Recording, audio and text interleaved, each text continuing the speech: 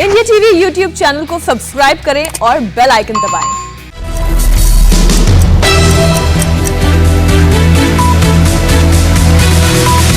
नमस्कार, मैं हूं अमित पालित और मेरे साथ इस वक्त मौजूद है स्टूडियो में समीप राजगुरु। हम उनसे ही बात करेंगे, लेकिन सुबह की 9 बजे चुके हैं और 9 बड़ी खबरें आपको दिखाएं। लेकिन उससे पहले आपको बता दें कि इस वक्त ओलंपिक से बड़ी खबर आ रही है, वो हम आपको बताएंगे। लेकिन साथ ही आपको बता दें कि आज 9:30 बजे राहुल गांधी ने विपक्षी दलों के नेताओं को चाय पार्टी पर बुलाया है और नीतीश ने किस बयान से विरोधी मोर्चों को खुश होने का मौका दे दिया है, और साथ ही रेसलर मर्डर केस की चार्जशीट में सुशील कुमार के खिलाफ क्या क्या सबूत मिले हैं, ये सारी खबरें होंगी। लेकिन सबसे पहले शुरुआत कर रहे हैं इस वक्त की बड़ी खबर के साथ ओलंपिक से।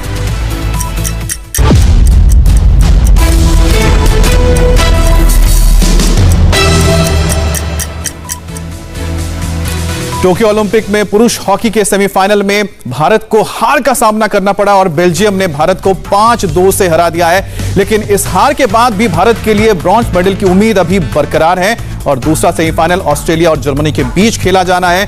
दोनों टीमों में से जो हारेगा वो भारत के साथ ब्रॉन्ज मेडल के लिए अपनी दावेदारी पेश करेगा। अब टीम इंडिया 5 अगस्त को ब्रॉन्ज मेडल के लिए मैदान में उतरेगी और आज के मैच की अगर बात की जाए तो शुरुआत में भारत ने बेल्जियम पर दबाव बनाए रखा और ये दबाव बनाए रखा। अमित, कहीं ना कहीं अगर बात करें इस सेमीफाइनल की तो बेल्जियम बहुत भारी भरकम दावेदार थी सेमीफाइनल को जीतने के लिए। कहीं ना कहीं हमारे से कहीं बेहतर टीम थी, लेकिन बहुत बेहतरीन हॉकी भी हिंदुस्तान की टीम ने खेली। और शुरुआती अगर क्वार्टर की बात करें तो पिछड़ने के बाद पहले ही मिनट में गोल खाया भारत ने और उसके बाद भारत ने गोल दागा, बराबरी का पलटवार किया, 2-1 की बढ़त ली और पहले क्वार्टर में 3 गोल हुए पहले 10 मिनट में।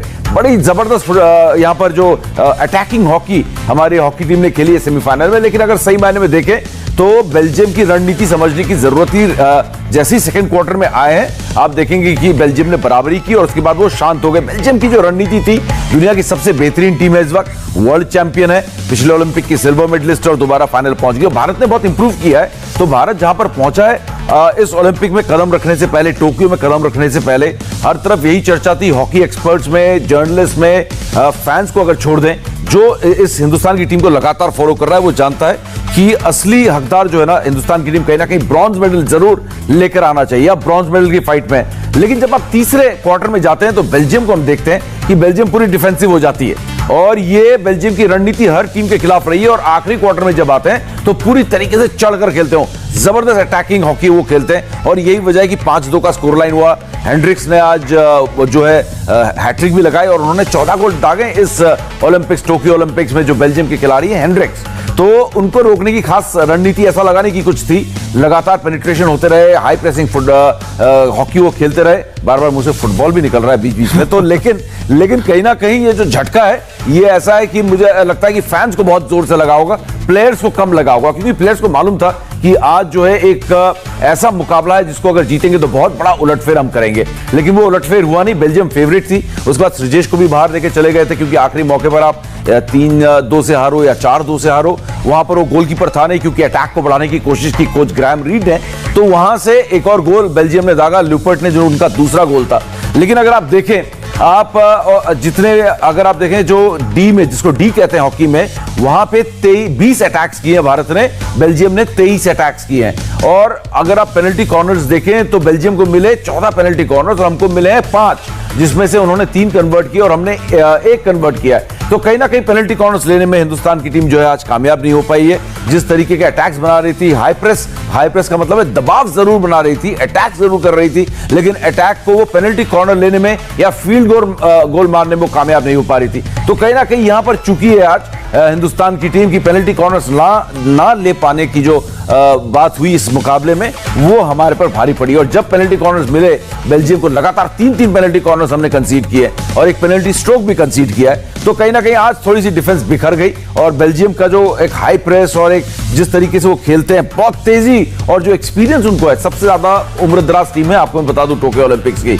बेल्जियम की टीम। तो उसके पास एक्सपीरियंस की कोई कमी नहीं है। कोई 200 मैच, कोई 250 मैच, कोई 250 मैचेस हॉकी के खेल चुका है। तो ये एक ऐसी टीम थी जिसके खिलाफ मुझे बुरा नहीं लग रहा है कि हिंदुस्तान हार गई है, सेमीफाइनल हार है, इसका बुरा बहुत लग रहा है, लेकिन बेल्जियम जैसी टीम के खिलाफ आप हारे हैं उसमें बुरा नहीं लग रहा है, क्योंकि ब्रॉन्ज मेडल जो है कहीं ना कहीं जर्मनी, मुझे लग रहा है कि आप जर्मनी के खिलाफ ही खेलेंगे। ऑस्ट्रेलिया और जर्मनी का दूसरा सेमीफाइनल है और मुझे लग रहा है कि हम ब्रॉन्ज मेडल लेकर जरूर लौटेंगे यहां पर। और साथ ही साथ कम से कम एक बात तो हमें अच्छी लगी कि करीब करीब 50 मिनट 40-50 मिनट तक हम उन पर हावी रहे, लेकिन भले ही हम सेमीफाइनल में हार गए हों, लेकिन ब्रॉन्ज की उम्मीद बरकरार है और उम्मीद हमें यही है कि हम वो जरूर लेकर आने वाले हैं। बहुत बहुत शुक्रिया आपका समीप। शुक्रिया। और वक्त हो गया एक ब्रेक का, और ब्रेक के बाद देखिए जम्मू कश्मीर में कहां संदिग्ध दिखने के बाद हड़कंप मचा है।